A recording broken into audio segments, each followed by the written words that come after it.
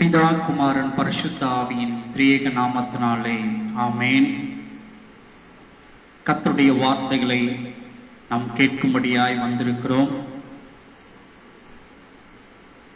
ஜெபம் செய்வோம். சேனைகளின் தகப்பனே, நீர் பரிசுத்த தெய்வமாயிருக்கிறீர். நீர் எவ்விதமாய் பரிசுத்த தெய்வமாய் இருக்கிறீரோ அவ்விதமாய் நாங்களும் பரிசுத்தமாக்கப்படும்படியாய் வாக்குத்தத்தம் பண்ணப்பட்டதை நாங்கள் சுதந்திரித்துக் கொள்ளும்படியாய் உடைய வார்த்தைகளை கேட்க எங்களை நாங்கள் பரிசுத்தமாக்கிக் கொள்வதற்கு உடைய வார்த்தைகளை கேட்பதினால் எங்களுக்கு பிரயோஜனமாய் இருக்கும் என்று அவளோடு உடைய வார்த்தைகளை நாங்கள் கேட்டுக் கொண்டிருக்கிறோம். சுவாமி, எங்களோடு கூட நீர் பேசுவீராக. நாங்கள் பரிசுத்தமாக்கும்படியாய் உடைய நித்திய ராஜ்யத்தை சுதந்திரித்துக் கொள்ளப்படும்படியாய் உடைய வார்த்தைகள் ஒவ்வொன்றும் எங்களுடைய இருதயத்தை திறக்கக்கூடியதாய் காணப்படட்டும். ஆண்டவரே, இயேசுவின் மூலம் கேட்கிறோம் ஜீவனுள்ள நல்ல பிதாவே, ஆமேன். ஆண்டவரும் இரட்சகருமாகிய இயேசு கிறிஸ்துவின் இனிதான நாமத்தினாலே இங்கே வந்திருக்கிறதான உங்கள் யாவருக்கும் என் அன்பின் வாழ்த்துதலை தெரிவித்துக் கொள்கிறேன். இந்த நேரத்திலே எங்களோடு கூட இணைந்து அநேக நேரலையிலே கர்த்தருடைய வார்த்தையை கேட்டுக்கொண்டும் பார்த்து கொண்டும் இருக்கிறீர்கள். உங்களுக்கும் கூட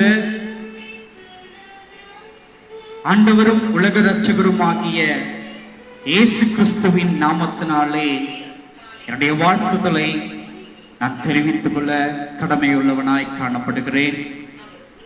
கர்த்தருடைய வார்த்தைக்குள்ளாய் நாம் போவோம்.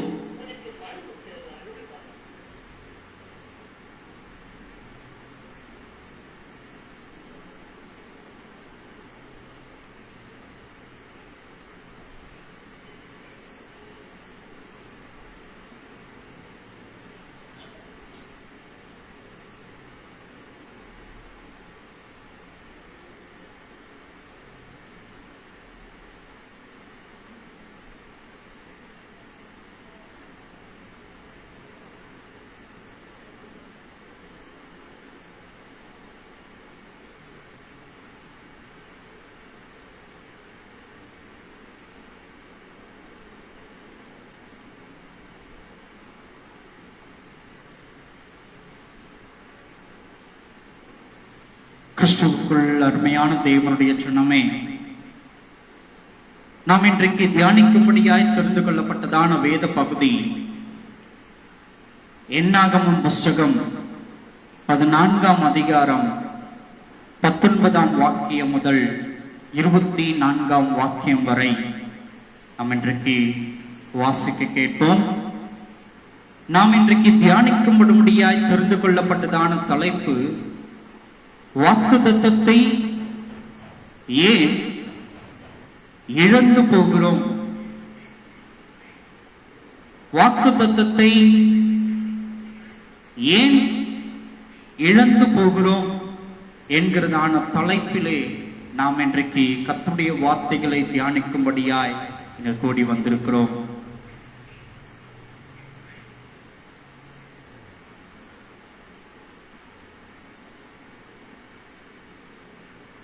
வாசிப்போம். என்னாகமம் புஸ்தகம் 14ஆம் அதிகாரம் 19ஆம் வாக்கியம் முதல். உமது கிருபையினுடைய மகத்துவத்தின்படியும் எகிப்தை விட்டது முதல்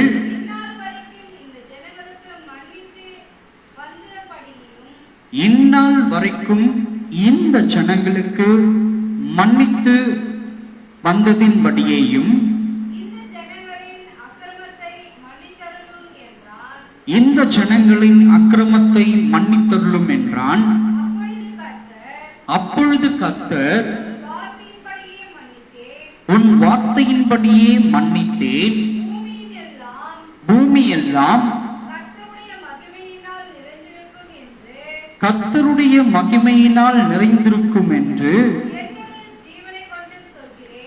என்னுடைய ஜீவனை கொண்டு சொல்லுகிறேன். என் மகிமையும் நான் எகிப்திலும் வனாந்தரத்திலும் என் அடையாளங்களையும் கண்டிருந்தும் என் சத்தத்துக்கு செவி கொடாமல் இதனோடே 10 முறை என்னை பரீட்சை பார்த்த மனிதரில் ஒருவரும் அவர்கள் பிதாக்களுக்கு நான் ஆணையிட்டு கொடுத்த தேசத்தை காண மாட்டார்கள். எனக்கு கோபம் உண்டாக்கினவர்களில் ஒருவரும் அதை காண மாட்டார்கள்.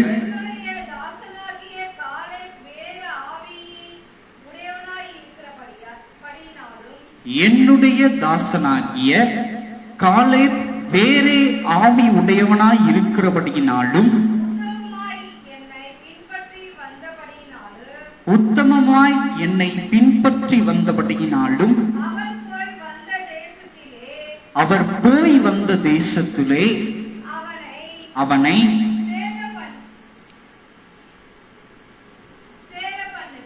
சேர பண்ணுவேன். அவன் சந்ததியார் அதை சுதந்தரித்துக் கொள்வார்கள். கிறிஸ்துவுக்குள் அருமையான தேவனுடைய ஜனமே, இங்கே சொல்லப்பட்டிருக்கிறதான காரியம் 22 நாம் பார்ப்போம். என் மகிமையையும் நான் எகிப்திலும் வனாந்தரத்திலும் செய்த என் அடையாளங்களையும் கண்டிருந்தும் என் சத்தத்துக்கு செவி கொடாமல் இதனோட 10 முறை என்னை பரீட்சை பார்த்த மனிதரில் ஒருவனும் அவர்கள் பிதாக்களுக்கு நான் ஆணையிட்டு கொடுத்த தேசத்தை காண மாட்டார்கள். எனக்கு கோபம் உண்டாக்கினவர்களில் ஒருவனும் அதை சுதந்தரிக்க மாட்டான் என்று எங்கு தேவனாகிய கர்த்தர் சொல்லுகிறவராய் காணப்படுகிறார். கிறிஸ்துவுக்குள் அருமையான தேவனுடைய ஜனமே, இஸ்ரவேல் ஜனங்களுக்கு பாலும் தேனும் ஓடுகிறதான கானான் தேசத்தை அவர்கள் சுதந்தரித்துக் கொள்ளும்படியாய் தேவனாகிய கர்த்தர் அவர்களுக்கு வாக்கு கொடுத்தவராய் காணப்படுகிறார். கவனிக்கணும். இங்க அவர் என்ன பண்ணாரு? பேசுங்க. அவர் என்ன பண்ணாரு? வாக்கு கொடுத்தவராய் காணப்பட்டார். என்னவென்று, அடிமை வீடாகிய இந்த எகிப்து தேசத்திலிருந்து நீங்கள் சுதந்தரித்துக் கொள்ளும்படியாய் கானான் தேசத்தை, எப்படிப்பட்ட கானான் தேசத்தை? பாலும் தேனும் ஓடக்கூடியதான கானான் தேசத்தை, ஆசீர்வதிக்கப்பட்டதான கானான் தேசத்தை நீங்கள் சுதந்தரிக்கும்படியாய், அந்த தேசத்தை நீங்கள் சுதந்தரித்துக் கொள்ளும்படியாய் நான் உங்களுக்கு கொடுப்பேன் என்று அவர் வாக்கு கொடுக்கிறவராய் காணப்படுகிறார். ஆனால் இங்கே சொல்லப்பட்டிருக்கிறதான சம்பவம் என்னவா இருக்கிறது? நீங்கள் என்னை 10 முறை சோதித்ததின் நிமித்தமாய்,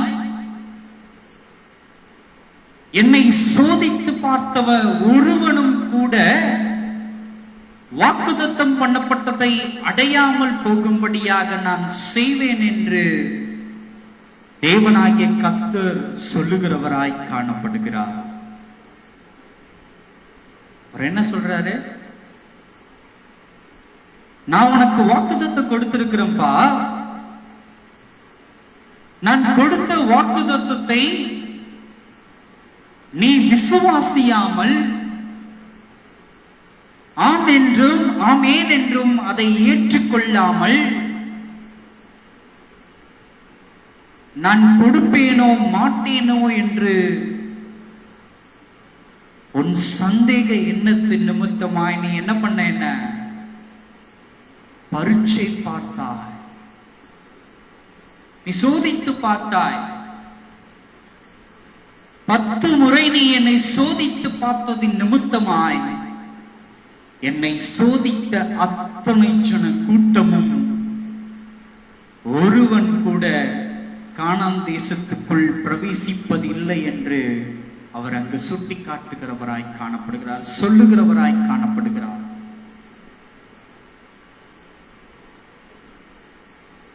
கிறிஸ்துவுக்குள் அருமையான தேவனுடைய ஜனமே, நம்முடைய வாழ்க்கையில் கூட பல நேரங்களிலே, பல கட்டங்களிலே, பல சூழ்நிலைகளிலே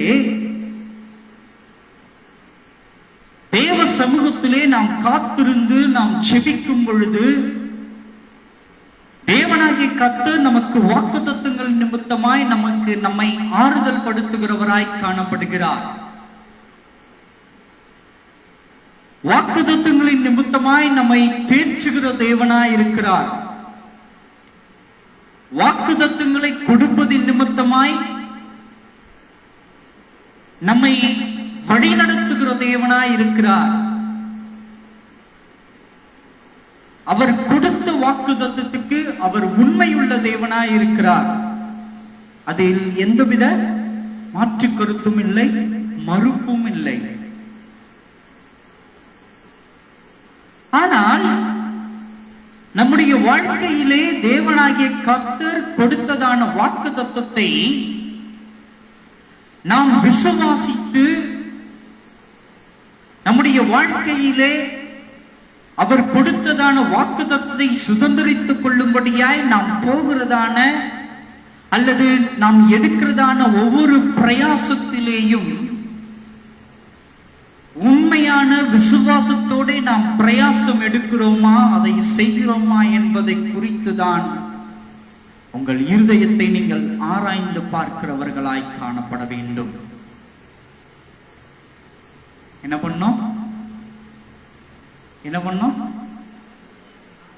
எதற்காக இருதயத்தை ஆராய்ந்து நாம் இப்பொழுது பார்க்க வேண்டும்? அவர் நமக்கு கொடுத்திருக்கிறதான அந்த வாக்குத்தத்தத்தை நாம் பெற்றுக்கொள்ள வேண்டும் என்று நாம் எடுக்கிறதான பிரயாசங்கள் அத்தனையும் விசுவாச ஓட்டத்தின் நிமித்தமாய், நாம் விசுவாசத்தின் நிமித்தமாய் பிரயாசப்படுகிறோமா, அல்லது இஸ்ரவேல் ஜனங்கள் வனாந்திரத்திலே முறுமுறுத்தது போல நாமும் இன்றைக்கு வாக்குத்தத்தத்தை கைகளில் வைத்துக் கொண்டு அல்லது கொடுத்ததான வாக்குத்தத்தத்தை மறந்து போய் முறுமுறுக்கிறவர்களாய் காணப்படுகிறோமா என்பதை இருதயத்தை ஆராய்ந்து பார்க்க வேண்டிய தருணமாய் இத்தருணம் காணப்படுகிறது. கிறிஸ்துவுக்குள் அருமையான தேவனுடைய ஜனமே, இந்த இஸ்ரவேல் ஜனங்கள் ஏறக்குறைய 400 ஆண்டு காலங்கள் அடிமைத்தனமாய் எகிப்து தேசத்திலே ஒரு அடிமைகளை எவ்விதமாய் கொடுமைப்படுத்த வேண்டுமோ, என்ன வேலைகள் எல்லாம் அவர்களிடத்திலிருந்து செய்ய வைக்க வேண்டுமோ அப்படிப்பட்ட வேலைகளை எல்லாம் கொடுத்து, குறிப்பாக செங்கல் அறுக்கும்படியாய் எகிப்து தேசத்தில் ராஜ்யத்தை கட்டுவதற்காக இந்த இஸ்ரவேல் ஜனங்கள் ஒவ்வொரு நாளும் செங்கலை அறுத்து அறுத்து செங்கல் சுவாலையாய் அந்த சுவாலையில் வைத்து அவைகளை சுட்டெடுத்து கொடுக்க வேண்டிய ஒரு வேலையை அவர்கள் செய்து கொண்டிருந்தார்கள். அடிமைகளாய் அக்காலத்திலேயே எகிப்து தேசம் கட்டிடக்கலைகளில் கைதேர்ந்த தேசமாய் காணப்பட்டது என்று நாம் வேதத்தின் நிமித்தமாய் வாசிக்கிறோம். வரலாறுகளில் படித்ததின் நிமித்தமாய் நாம் அறிந்து கொள்ளுகிறவர்களாய் நாம் காணப்படுகிறோம். அப்படிப்பட்டதான எகிப்து தேசம் ஒரு கட்டிடக்கலையில் கை தேர்ந்ததான எகிப்து தேசத்திலே இஸ்ரவேல் ஜனங்கள் ஏறக்குறைய 400 ஆண்டு காலங்கள் அடிமைகளாய் காணப்படுகிறார்கள்.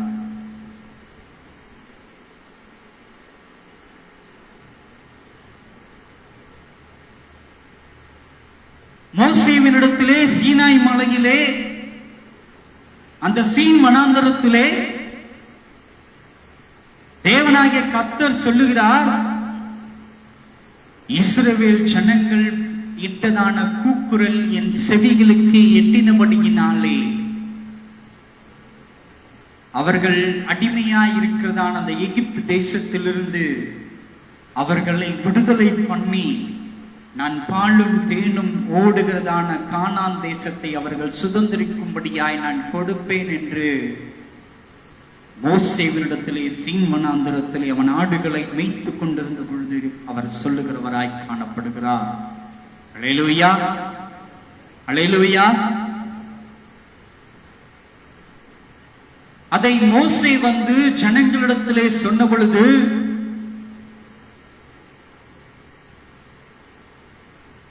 அவர்கள் முறுமுறுக்கிறவர்களாய் காணப்படுகிறார்கள். ஆகிலும் திட்டவட்டமாகவும் தெளிவாகவும் மோசே ஜனங்களிடத்திலே பேசி அவர்களுடைய மனதிலே அவர்களுக்கு புரியும்படியாய் தேவனுடைய வாக்குத்தத்தத்தை அவர்களுக்கு எடுத்துரைத்து மோசே பார்வோனிடத்திலே போராடி பல கட்ட சூழ்நிலைகளை கடந்து எகிப்திலிருந்து பார்வோன் நிமித்தமாய் விடுதலையாக்கப்பட்டு கானான் தேசத்தை நோக்கி அவர்கள் நடக்கிறதான பொழுதிலே முன்பதாய் வந்து நிற்கிறது ஒரு மிகப்பெரியதான சமுத்திரம் அவர்களுக்கு முன்பதாய் வந்து நிற்கிறது.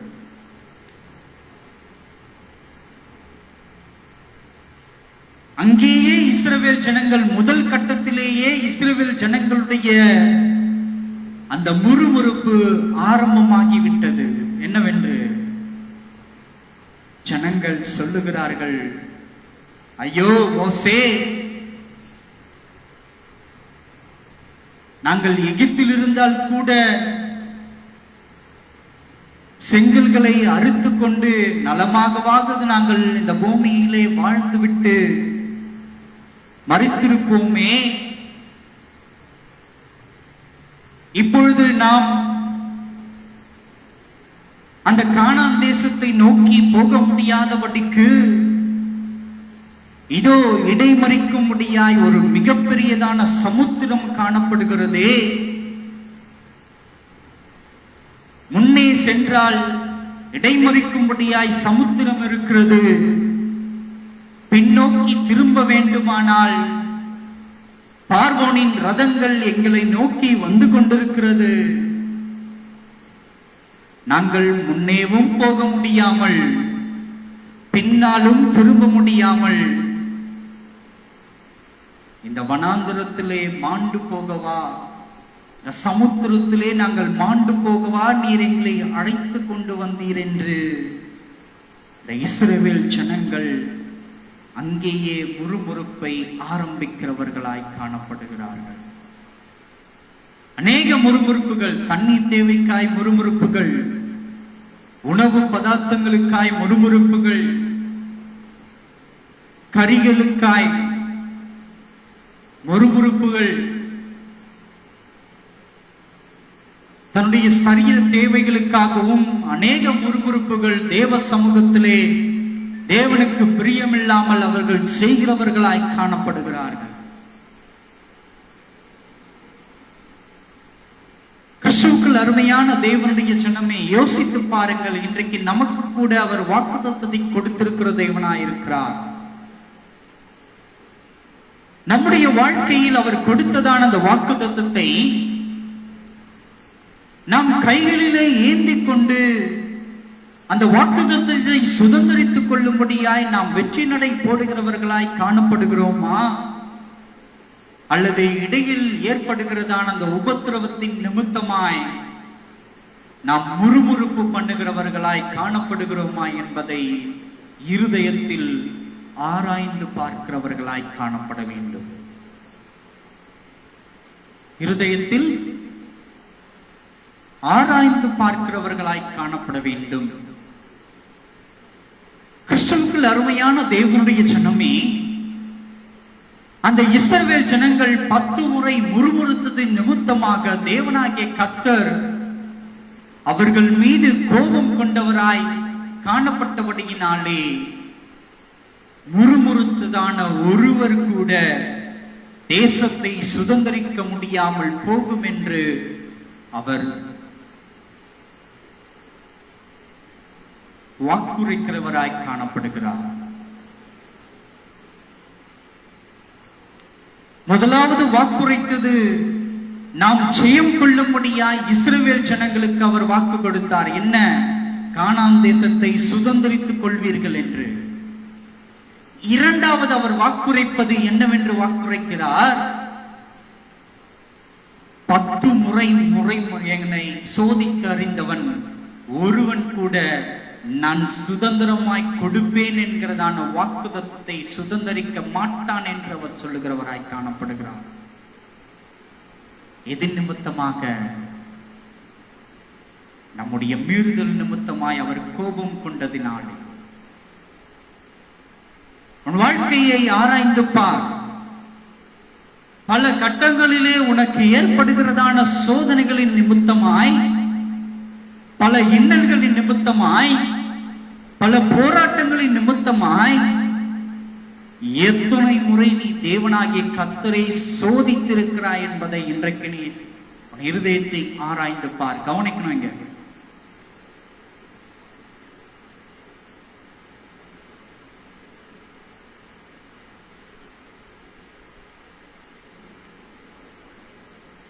எத்தனை முறை நம்முடைய வாழ்க்கையிலே தேவனாகிய கர்த்தரினுடைய வாக்குத்தத்தத்தை கரங்களிலே வைத்துக் கொண்டு தேவனை நாம் சோதித்து பார்த்திருக்கிறோம் என்பதை ஆராய்ந்து பாருங்கள். இருதயத்தை நீங்கள் ஆராய்ந்து பாருங்கள்.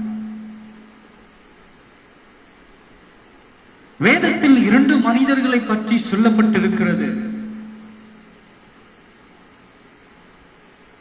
அந்த 2 மனிதர்களோடும் தேவனாகிய கர்த்தர் வாக்குத்தத்தம் பண்ணியிருந்தார்.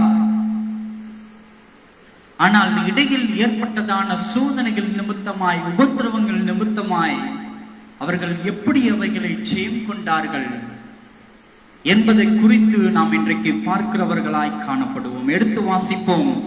ஆதியாகமம் புஸ்தகம் 31ஆம் அதிகாரம் 7ஆம் வசனத்தை நாம் வாசிக்கிறவர்களாய் காணப்படுவோம். ஆதியாகமம் புஸ்தகம் 31ஆம் அதிகாரம் 7ஆம் வசனம்.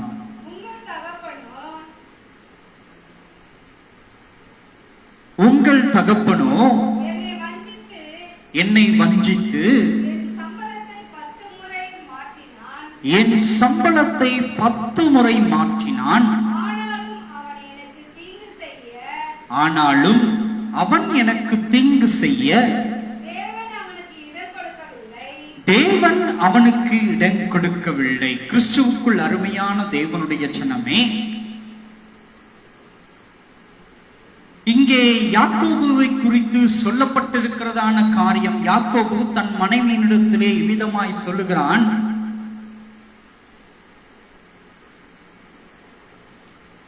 நான் என் தகப்பன் வீட்டிலிருந்து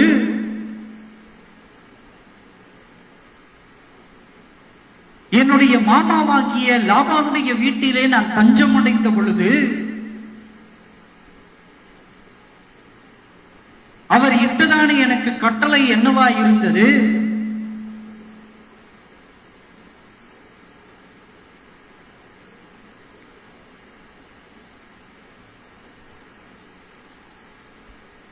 புள்ளியுள்ளவைகளை புள்ளி இல்லாதவைகள் குட்டியிடுகிற பொழுது புள்ளியுள்ளவைகள் நீ எடுத்துக்கொள்ள வேண்டும், புள்ளி இல்லாதவைகள் எனக்கு கொடுத்து விட வேண்டும் என்று அங்கே ஒரு உடன்படிக்கை பண்ணப்படுகிறது. யாருக்கு? யாக்கோபுக்கும் தன்னுடைய மாமனாகிய லாபானுக்கும் ஒரு உடன்படிக்கை பண்ணப்படுகிறது. எதிர் நிமித்தமாக? தன் மாமனாகிய லாபானுடைய இல்லத்திலே அவன் தஞ்சமடைந்தது நிமித்தமாக லாபானுடைய ஆடுகளை யாக்கோபு மேய்க்க ஆரம்பித்தது நிமித்தமாக ஒரு உடன்படிக்கை அங்கே போடப்படுகிறதாய் காணப்படுகிறது. அதை வாசித்தால் நலமாயிருக்கும் என்று நான் ஆசைப்படுகிறேன். 8 வாசிங்க.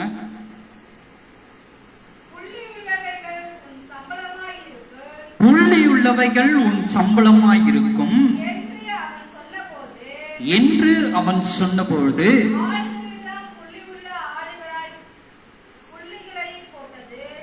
ஆடுகள் எல்லாம் புள்ளியுள்ள குட்டிகளாய் போட்டது.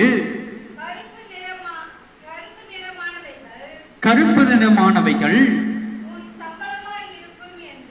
உன் சம்பளமாய் இருக்கும் என்று அவன் சொன்னபொழுது ஆடுகள் எல்லாம்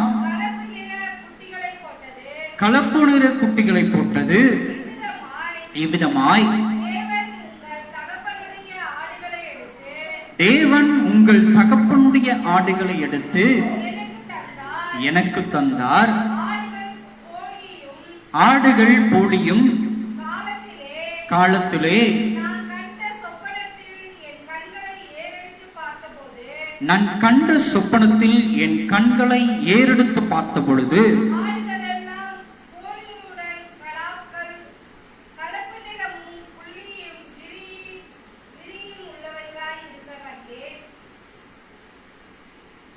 மறுபடியும் தெளிவா வாசிக்கணும். ஆடுகளோடே பொழியும் காடுகள் காலத்திலே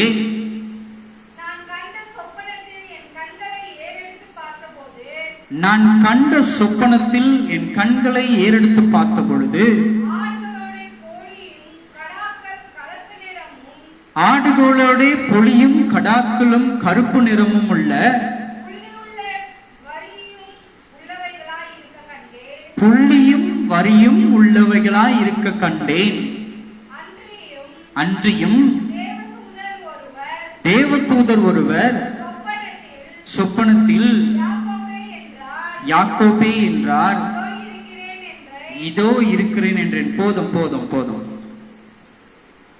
அப்போ இங்க என்ன சொல்றாங்க? தேவனாகிய கர்த்தர் என் மாமனாகிய லாபான் என்னோடு கூட போட்ட உடன்படிக்கையின் நிமித்தமாய் என்ன உடன்படிக்கை போட்டாரு? என்ன உடன்படிக்கை போட்டாரு? ஏம்பா, நீ என் தங்கச்சி பையனா இருக்கிற, நீ என்னை தேடி என் வீட்டுல இருக்க முடியா தங்க முடியா வந்திருக்கிற, சரி ரைட்டு, என் வீட்டுல நீ தங்கிக்கோ,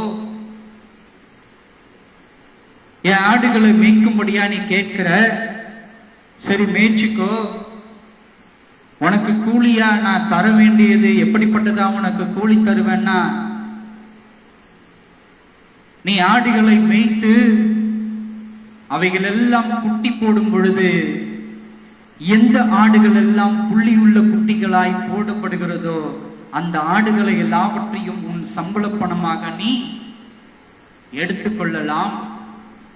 புள்ளிகள் இல்லாமல் வெறுமனே கலராய் இருக்கிறதான ஆடுகள் அத்தனையும் என்னுடையதாய் நீ கொடுத்து விட வேண்டும் என்று அங்கே உடன்படிக்கை பண்ணும் பொழுது யாக்கோபு அதை ஏற்றுக்கொண்டு அவன் ஆடுகளை மேய்க்கிறவனாய் காணப்படுகிறான். தேவனாகிய கர்த்தர் யாக்கோபுடைய சொப்பனத்திலே புள்ளியுடைய ஆடுகள் எல்லாம் ஆடுகளாய் குட்டிகளை போட வேண்டும் என்றால் யாக்கோபு என்ன செய்ய வேண்டியதா இருக்கிறது என்பதை குறித்து அவன் சொப்பனத்திலே, யாருடைய சொப்பனத்திலே?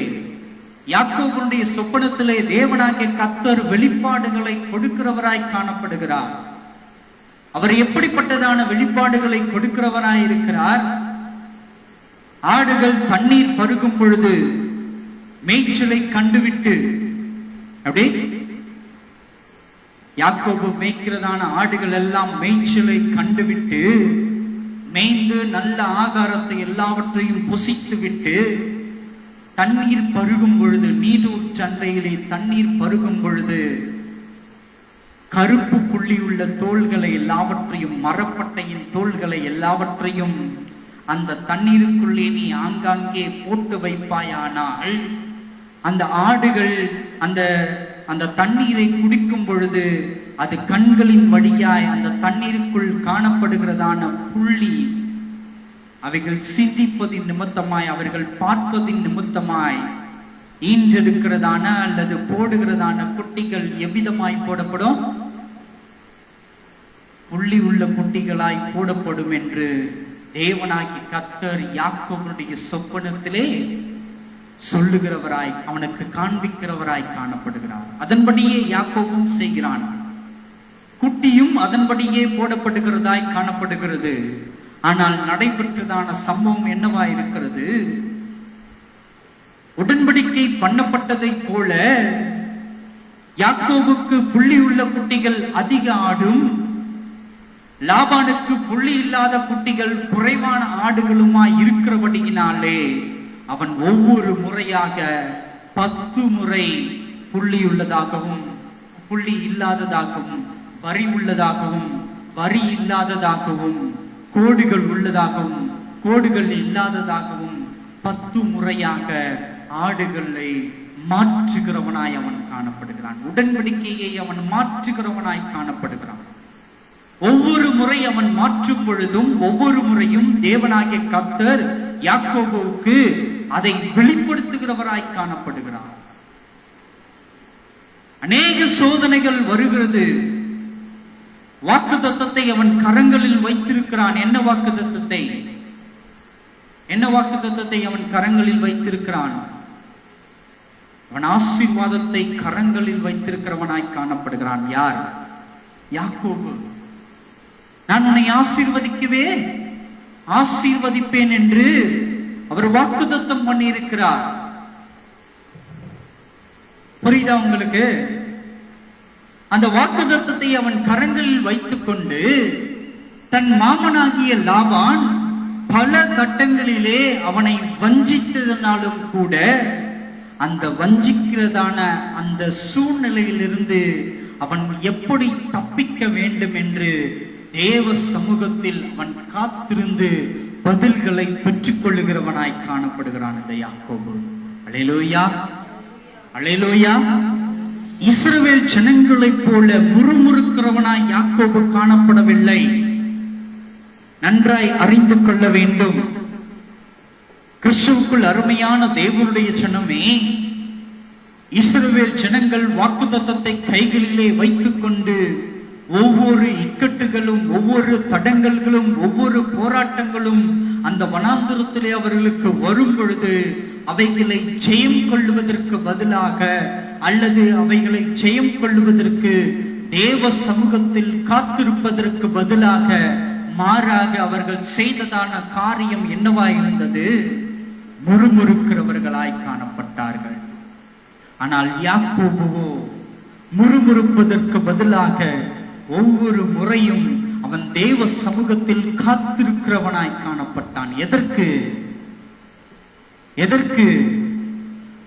அவனுக்கு வருகிறதான அந்த இக்கட்டிலிருந்து அவன் தன்னை காத்துக் கொள்ளும்படியாக, லாபான் கொடுக்கிறதான அந்த நெருக்கடியிலிருந்து அவன் தப்பிக்கும்படியாய் தேவ சமூகத்தில் காத்திருக்கிறவனாய் காணப்படுகிறான் யாக்கோபு. இந்த யாக்கோபுவை போல தேவனாகிய கர்த்தர் நமக்கு கொடுத்திருக்கிறதான அந்த வாக்குத்தத்தத்துக்கு நாம் தேவ சமூகத்தில் காத்திருக்கிறவர்களாய் காணப்பட வேண்டும். இஸ்ரவேல் ஜனங்கள் முறுமுறுத்தது போல நம்முடைய வாழ்க்கையில் முறுமுறுப்புகள் இருக்குமேயானால் வாக்குத்தத்தத்தை குறித்து கொடுத்த தேவனாகிய கர்த்தரே, நம்முடைய வாக்குத்தத்தத்தை கொடுத்த தேவனாகிய கர்த்தரே அந்த கொடுத்த வாக்குத்தத்தத்தை சுதந்திரிக்க முடியாமல் கோபம் உண்டவராய் அதை நிறுத்தி போடுகிறவராய் காணப்படுகிறார். வாக்குத்தத்தத்தை கொடுத்தவர் தேவனாகிய கர்த்தர் தான், இல்லை என்று சொல்லவில்லை. அதை சுதந்தரிக்க முடியாமல் பண்ணுகிறவரும் அவராகவே இருக்கிறார். நன்றாய் அறிந்து கொள்ள வேண்டும். காரணம் என்ன? அவரை பரீட்சை பார்த்ததின் நிமித்தமாய், அவரை சோதித்ததின் நிமித்தமாய். கிறிஸ்துவுக்குள் அருமையான தேவனுடைய ஜனமே, இன்றைக்கு உங்களுடைய வாழ்க்கையில் கூட தேவனாகிய கர்த்தர் வாக்குத்தத்தங்களை கொடுத்திருப்பாரே, ஆனால் அந்த வாக்குத்தத்தத்தை வைத்து அனுதினமும் ஜெபிக்கிறவர்களாய் நாம் காணப்பட வேண்டும்.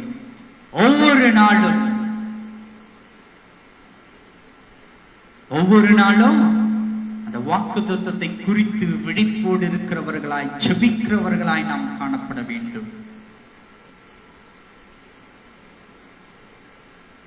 அந்த வாக்குத்தத்தத்தை சுதந்திரிக்க கூடாதபடிக்கு அநேக இக்கட்டுகள் வரும், அநேக தடங்கல்கள் வரும், அநேக போராட்டங்கள் வரும், அநேக சந்தர்ப்ப சூழ்நிலைகளிலே மனிதர்கள் தங்களுடைய வாக்கை மாற்றுகிறவர்களாக கூட காணப்படுவார்கள், லாபானை போல. ஆனால் அவைகளை எல்லாவற்றையும் ஜெயம் கொண்டு,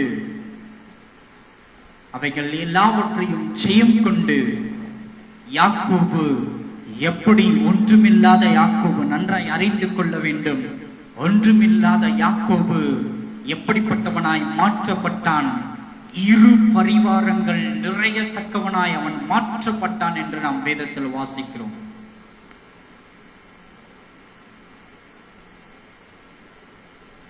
தன்னுடைய தகப்பன் வீட்டிலிருந்து அவன் ஓடி வரும் பொழுது எப்படிப்பட்டவனாய் ஓடி வருகிறான்? வெறும் கையுடையவனாய் அவன் ஓடி வருகிறான். வெறும் கையோட, ஒண்ணுமே இல்லாம, யாருமே திக்கு தெரியாம, யாருடைய உதவியும் இல்லாம வெறும் கையோடே அவன் ஓடி வருகிறவனாய் காணப்படுகிறான். ஆனால் தேவனுடைய பாதங்களை அவன் இறுக பற்றி கொண்டதின் நிமித்தமாய், நன்றாய் அறிந்து கொள்ள வேண்டும், யாக்கோபுக்கு கொடுக்கப்பட்டதான ஆசீர்வாதத்தின் பிரதிபலன் அவனுக்கு எப்படி கிடைக்கப்பட்டது? அவன் தேவனுடைய பாதங்களை இறுக பற்றி கொண்டு, நீர் ஆசீர்வதித்தால் ஒழிய உம்மை நான் விடமாட்டேன்.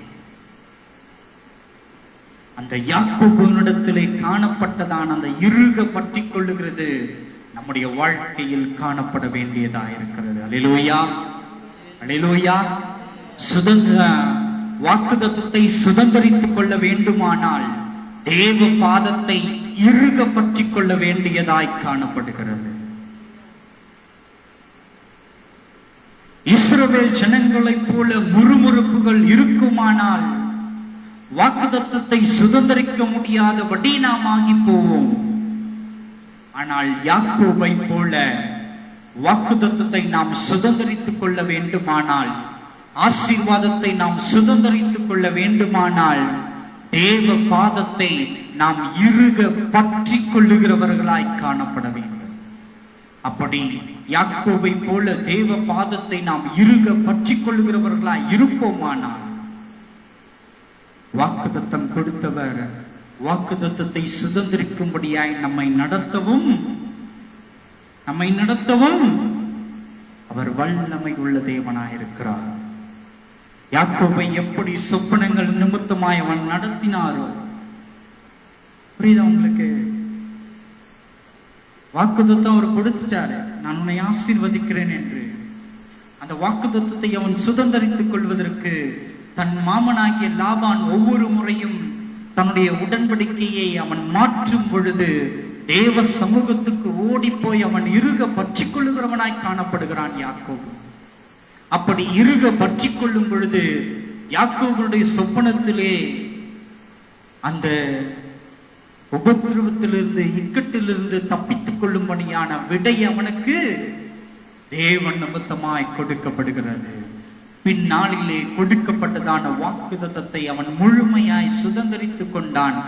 இரு பரிவாரத்தின் நிமித்தமாய் அவனுடைய ஆசீர்வாதங்கள் அவனுக்கு கிடைக்கப்பட்டது என்று நாம் வேதத்தில் வாசிக்கிறோம். அல்லேலூயா, அல்லேலூயா. கிறிஸ்துவுக்குள் அருமையான தேவனுடைய சின்னமே, வாழ்க்கையில் தேவன் கொடுத்ததான வாக்குத்தத்தம் நிறைவேற்றப்பட வேண்டுமானால் யாக்கோபை போல இறுக பற்றிக் கொள்ளுகிறவர்களாய் நாம் காணப்பட வேண்டும். எடுத்து வாசிப்போம். மல்கியாவின் புஸ்தகம் 3ஆம் அதிகாரம் 13ஆம் வசனம் இவ்விதமாய் சொல்லுகிறது. மல்கியா 3:13.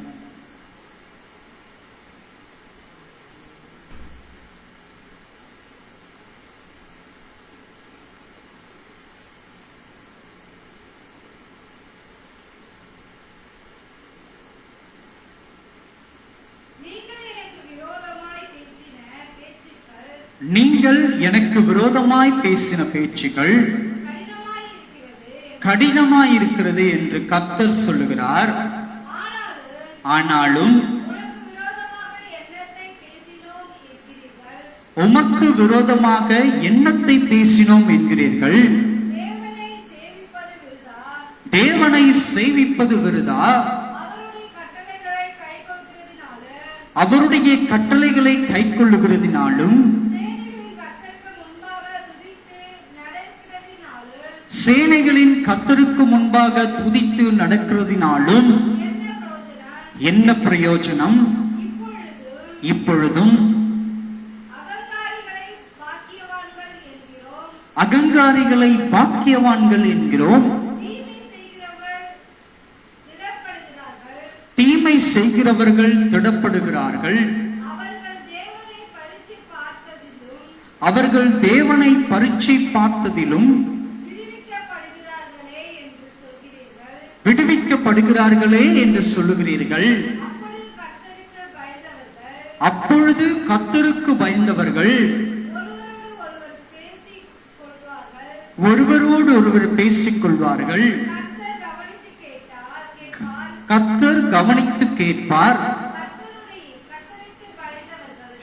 கர்த்தருக்கு பயந்தவர்களுக்கும் அவருடைய நாமத்தை தியானிக்கிறவர்களுக்காகவும் ஞாபக புஸ்தகம் ஒன்று அவருக்கு முன்பதாக எழுதப்பட்டிருக்கிறது.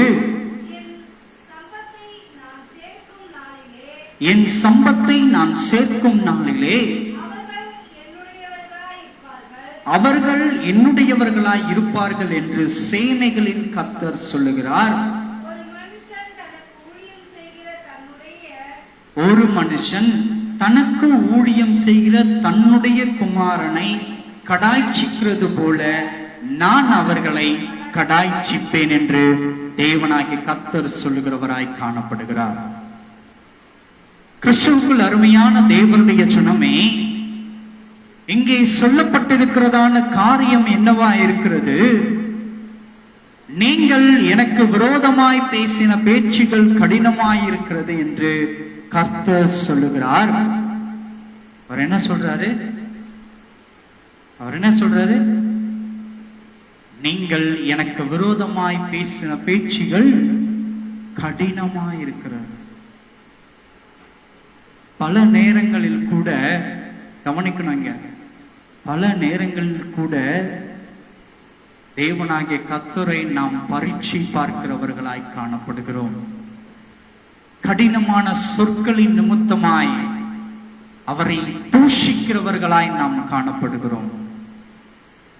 எப்படிப்பட்டதான கடினமான சொல் அது? எப்படிப்பட்டதான கடினமான சொல்லது? நமக்கு வேண்டுமானாலும் அது சாதாரணப்பட்ட சொல்லாய் காணப்படலாம். நமக்கு வேண்டுமானால் நாம் சொல்லுகிறதான அந்த வார்த்தை சர்வ சாதாரணமாய் எடுத்துக்கொள்ளக்கூடியதாய் அவ்வார்த்தை காணப்படலாம். ஆனால் தேவனிடத்திலே அந்த வார்த்தை மிகப்பெரியதான ஒரு வருத்தத்தை அளிக்கக்கூடியதாய் இருக்கிறது. என்ன வார்த்தை அது? சர்வ சாதாரணமா பல கட்டங்களிலே நாம் சொல்லிவிட்டு கடந்து போவோம். ஏன் தான் இந்த கடவுள் என்னை மட்டும் சோதிக்கிறார்னு தெரியல. இந்த கடவுளுக்கு என்ன இல்ல, என்ன இல்ல? கண்ணே இல்லை. இந்த வார்த்தை நமக்கு வேண்டுமானால் சர்வ சாதாரணமாக தோன்றப்படலாம், எண்ணப்படலாம், எடுத்துக்கொள்ளப்படலாம். ஆனால் தேவனாகிய கர்த்தருக்கோ இது வருத்தத்தை அளிக்கக்கூடியதான வார்த்தையா இருக்கிறது. அவர் வேதனைப்படக்கூடியதான வார்த்தையா இருக்கிறது. ஏனென்றால் திருவசனத்தில் நாம் வாசிக்கப்படும் பொழுது அவர் எப்படிப்பட்ட தேவனாயிருக்கிறார்? சொல்லுங்க, அவர் எப்படிப்பட்ட தேவனாயிருக்கிறார்? அவர் காண்கிற தேவனாயிருக்கிறார் என்று திருவசனம் சொல்லுகிறது. அப்படிதானே சொல்லுது? அவர் காண்கிற தேவனாயிருக்கிறார் என்று திருவசனம் சொல்லுகிறது. ஆனால் நாம் என்ன சொல்லுகிறோம்? அவருக்கு கண்ணே இல்லை, ஏன் தான் என்னை மட்டும் சோதிக்கிறாரு? அவரை முறுமுறுக்கிறவர்களாய் நாம் காணப்படுகிறோம், இஸ்ரவேல் ஜனங்களைப் போல. அதைத்தான் அவர் இங்கு சுட்டி காட்டுகிறவராய் காணப்படுகிறார். தேவனாகிய கர்த்தர், நீங்கள் எனக்கு விரோதமாய் பேசின பேச்சுகள் கடினமாய் இருக்கிறது என்று கர்த்தர் சொல்லுகிறார். கடினமா இருக்கிறது நீங்கள் பேசின பேச்சுகள். என்ன பேச்சு? இந்த கடவுளுக்கு கண்ணே இல்லப்பா. அந்த ஒரு வார்த்தை போதும், அந்த ஒரு கடினமான வார்த்தை போதும். இந்த கடவுளுக்கு கண்ணே இல்லை என்று சொல்லுகிறதான அந்த ஒரே வார்த்தை அந்த அந்த பார்க்கிற தெய்வத்தை நாம் அவமரியாதை பண்ணுகிறதுக்கு அது சமமாய் காணப்படுகிறது. அண்ட சராசரங்களை சிருஷ்டித்ததான அந்த தெய்வத்தை நாம் அவமரியாதை பண்ணுவதற்கு அந்த ஒரு வார்த்தை போதும் என்கிறதா இருக்கிறது.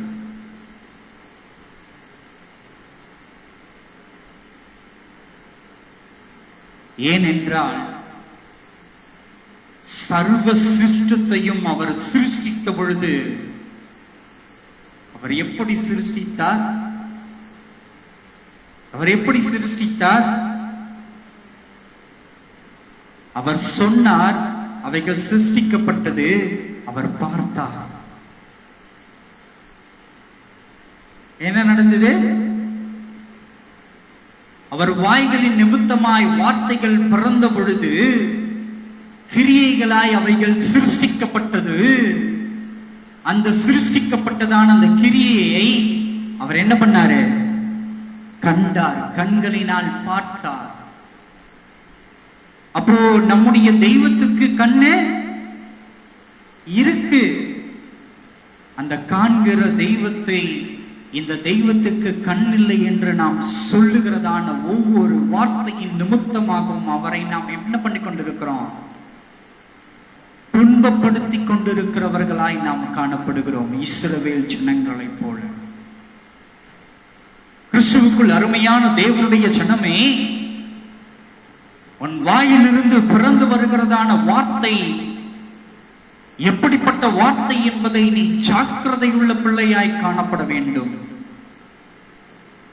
தேவனுடைய நாமத்தை உயர்த்தப்படுகிறதான வார்த்தை உன்னுடைய வார்த்தையிலிருந்து பிறந்து வருகிறதா, அல்லது தேவனை இழிவுபடுத்துகிறதான அவமரியாதை பண்ணப்படுகிறதான வார்த்தை உன் வாயிலிருந்து பிறந்து வருகிறதா என்பதை நீ ஜாக்கிரதையுடன் காத்துக் கொள்ளுகிற பிள்ளையாய் காணப்பட வேண்டும். நம்முடைய வாயிலிருந்து பிறந்து வருகிறதான வார்த்தை எப்படிப்பட்டதான வார்த்தை என்பதை நாம் ஆராய்ந்து வெளியே அனுப்ப பண்ணுகிறதாய் காணப்பட வேண்டும்.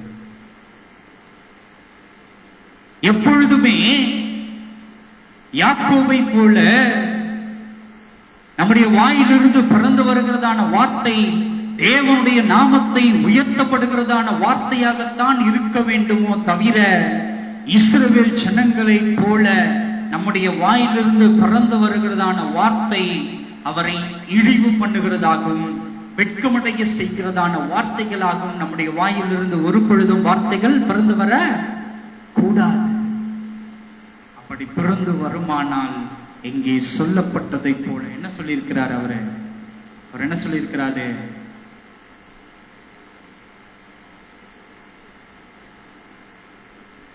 14 சொல்லப்பட்டிருக்குது பாருங்க. தேவனை சேவிப்பது விருதா, அவருடைய கட்டளைகளை கை கொள்ளுகிறதுனாலும் சேனைகளின் கர்த்தருக்கு முன்பாக துதித்து நடக்கிறதுனாலும் என்ன பிரயோஜனம்? இப்பொழுது அகங்காரிகள் பாக்கியவான்கள் என்கிறோம், தீமை செய்கிறவர்கள் திடப்படுத்தப்படுகிறவர்கள் அவர்கள் தேவனை பரீட்சை பார்க்கிறதுனாலும் விடுவிக்கப்படுகிறார்களே என்று சொல்லுகிறீர்கள். அப்பொழுது கர்த்தர் பயந்தவர்களுக்கு ஒருவரோடொருவர் பேசிக் கொள்ளுகிறவர்கள். கர்த்தர் கவனித்து கேட்பார். கர்த்தருக்கு பயந்தவர்களுக்காகவும் அவருடைய நாமத்தை தியானிக்கிறவர்களுக்காகவும் ஞாபக புஸ்தகம் ஒன்று அவருக்கு முன்பாக எழுதப்பட்டிருக்கிறது. என்ன சொல்லுது? ஞாபக புஸ்தகம் அவருக்கு முன்பாக வைக்கப்பட்டு, அந்த ஞாபக புஸ்தகத்துல என்ன எழுதப்பட்டிருக்கிறது? என்ன எழுதப்பட்டிருக்கிறது? உன் வாயிலிருந்து பிறந்து வருகிறதான வார்த்தை எவ்வித வார்த்தை என்பதை அங்கே என்ன பண்ணப்பட்டிருக்கிறது? எழுதப்பட்டிருக்கிறது. அந்த புத்தகத்தினுடைய பெயர் என்னவென்று குறிப்பிடப்பட்டிருக்கிறது? ஞாபக புஸ்தகம் என்று இங்கு குறிப்பிடப்பட்டிருக்கிறது. நன்றாய் அறிந்து கொள் தேவனுடைய பிள்ளையே, உன் வாயிலிருந்து பிறந்து வருகிறதான வார்த்தை தேவனை உயர்த்தக்கூடியதான வார்த்தையாய் இருக்கிறதா, அல்லது தேவன் வெட்கப்படும்படியாய், தேவனை வெட்கப்படுத்தும்படியாய், இழிவுபடுத்தப்படும்படியாய் வார்த்தையினுடைய வாயிலிருந்து பிறந்து வருகிறதா என்பதை ஆராய்ந்து கொள். உன் மனதிலே சோதித்து அறிந்து கொள். ஏனென்றால் இங்கே வசனம் திட்டமாகவும் தெளிவாகவும் சொல்லப்பட்டிருக்கிறது. அவருக்கு முன்பதாய் நீ பேசுகிறதான வார்த்தையை ஞாபக புஸ்தகத்திலே குறிப்பு எழுத வைக்கப்பட்டிருக்கும் என்று இங்கு சொல்லப்பட்டிருக்கிறது. ஜாக்கிரதை. அவர் நீதியுள்ள நியாயாதிபதியாயிருக்கிறார். நியாயம் விசாரிப்பதிலே அவர் திட்டமும் தெளிவுமாயிருக்கிறவராயிருக்கிறார்.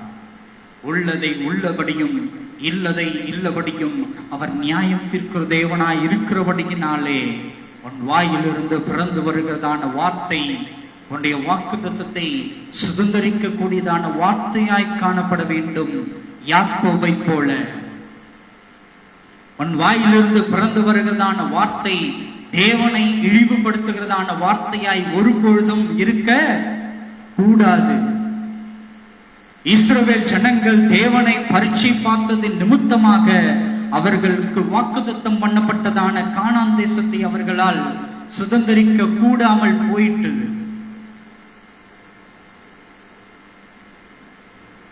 தேவனாகிய கர்த்தர் உனக்கு வாக்கு கொடுத்திருக்கிறார். என் பரிசுத்த ரத்தத்தின் நிமித்தமாய் கழுவப்பட்டிருக்கிற என் பிள்ளையே, ஞானஸ்நானம் பெற்று திருவிருந்தில் பங்கு பெற்றிருக்கிறதான என் பிள்ளையே, நான் உன்னை என்னுடைய 2ஆம் வருகையிலே அழைத்து கொண்டு போய் என் தகப்பன் வீடாகிய நித்திய ராஜ்யத்திலே உன்னை வசிக்க பண்ணுவேன், நித்தியமான வசிக்க பண்ணுவேன் என்று அவர் என்ன பண்ணியிருக்கிறார்? நமக்கு வாக்குத்தத்தம் பண்ணி இருக்கிறார். எப்படி இஸ்ரவேல் ஜனங்களுக்கு பாலும் தேனும் ஓடுகிறதான தேசத்தை கொடுப்பேன் என்று வாக்குத்தத்தம் பண்ணினாரோ, நமக்கு நித்திய ராஜ்யத்தை கொடுப்பேன் என்று வாக்குத்தத்தம் பண்ணியிருக்கிறார். அந்த நித்திய ராஜ்யத்தை சுதந்திரித்துக் கொள்வதும் சுதந்திரித்துக் கொள்ளாமல் போவதும் உங்களுடைய கரங்களிலே கொடுக்கப்பட்டிருக்கிறது, உங்களுடைய நாவிலே வைக்கப்பட்டிருக்கிறது. இஸ்ரவேல் ஜனங்களை போல உன் நாவின் நிமித்தமாய் நீ அவரை தூஷிக்க பண்ண போகிறாயா, அல்லது யாக்கோபை போல உன் நாவின் நிமித்தமாய் அவருடைய நாமத்தை உயர்த்தி அவரோடு கூட ரட்சிக்கப்பட்ட பிள்ளையாய் தேவ சமூகத்துக்குள்ளாய் கடந்து போகிறாயா? உன் வாக்குத்தத்தத்தை நீ சுதந்திரித்துக் கொள்ள போகிறாயா? யோசித்து பார். இருதயத்தை நீ ஆராய்ந்து பார். தேவ சமூகத்திலே நீ முழங்கால் படியிட்டு நீ ஆராய்ந்து பார்க்க வேண்டிய தருணம் காணப்படுகிறது. ஜெபம் செய்வோமா? ஜெபம் செய்வோமா?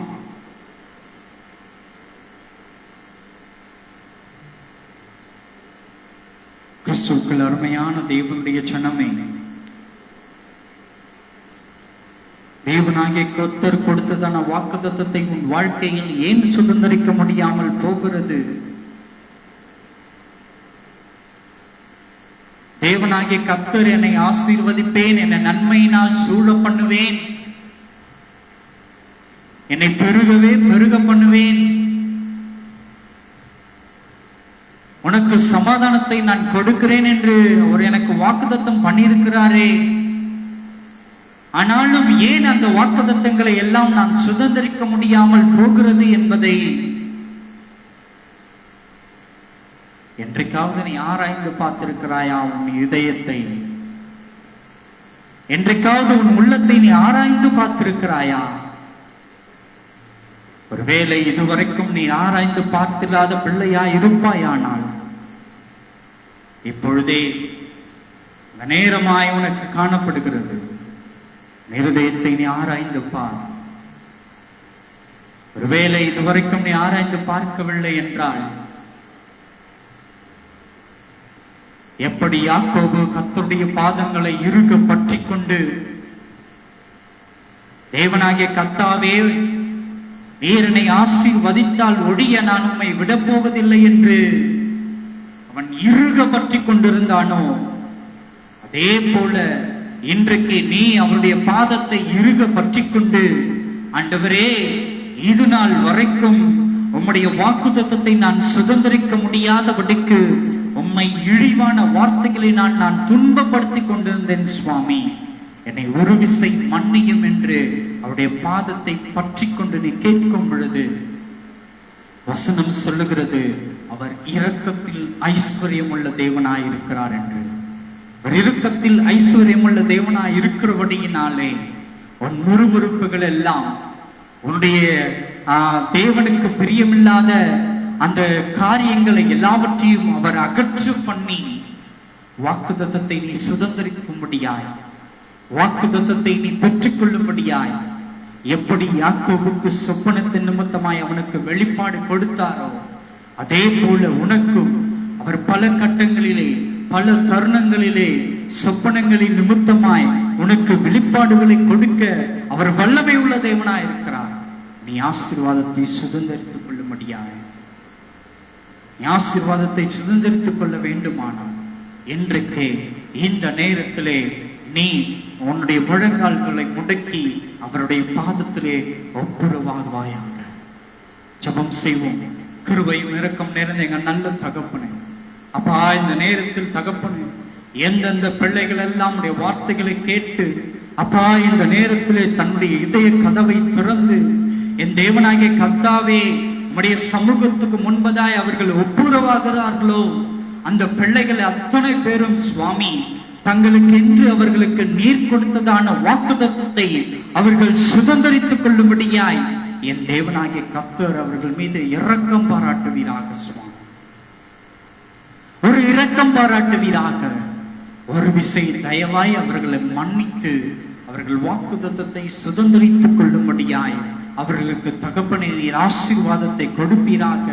ஒரு வெளிப்பாடை நீர் கொடுப்பீராக ஆண்டவரே. எப்படி யாக்கோபுக்கு தன் சொப்பனத்தின் நிமித்தமாய் அவனுக்கு வெளிப்பாடு கொடுத்தீரோ அதே போல ஒரு வெளிப்பாடை நீர் கொடுப்பீராக. நாமம் மகிமைப்படட்டும்.